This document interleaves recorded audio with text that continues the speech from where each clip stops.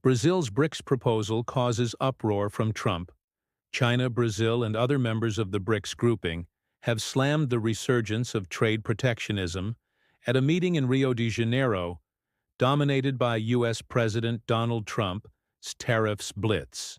Chinese Foreign Minister Wang Yi and his Russian counterpart Sergei Lavrov were among the top diplomats of the 11-country grouping attending 2 days of talks on issues ranging from Trump's trade war to the push for peace in Ukraine.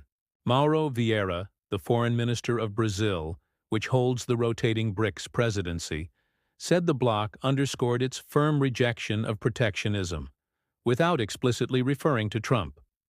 Since returning to the White House in January, Trump has hit dozens of countries with a blanket 10% tariff, but China faces levies of up to 145% on many products. Beijing has responded with duties of 125% on U.S. goods.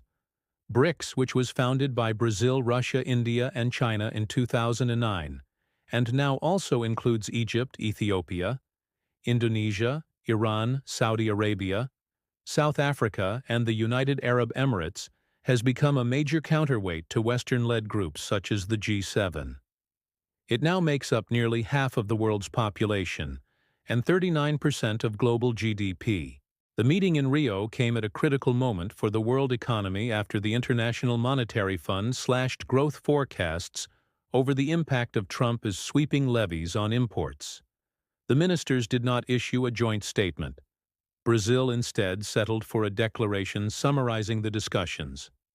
Vieira said there was absolute consensus on the subject of trade conflicts and tariffs.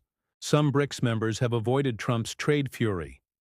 Brazilian exports to the United States are subject to 10% tariffs, a fraction of those imposed on China. And while Latin America's biggest economy has been hit by Trump's tariffs on steel imports, Brazil is the second biggest supplier of steel to the U.S. President Luiz Inácio Lula's government has declined to retaliate and sought to negotiate with Washington instead. Brazil has, however, made no secret of its frustration with European Union regulations on some of its agricultural exports, imposed over Amazon deforestation. Vieira hit out Tuesday at the use of non-tariff trade barriers, deployed under environmental pretexts.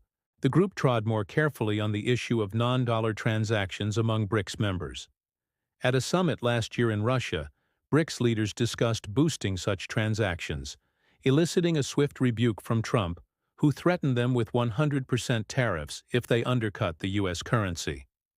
Brazil said the ministers this week had underlined the importance of greater use of local currencies.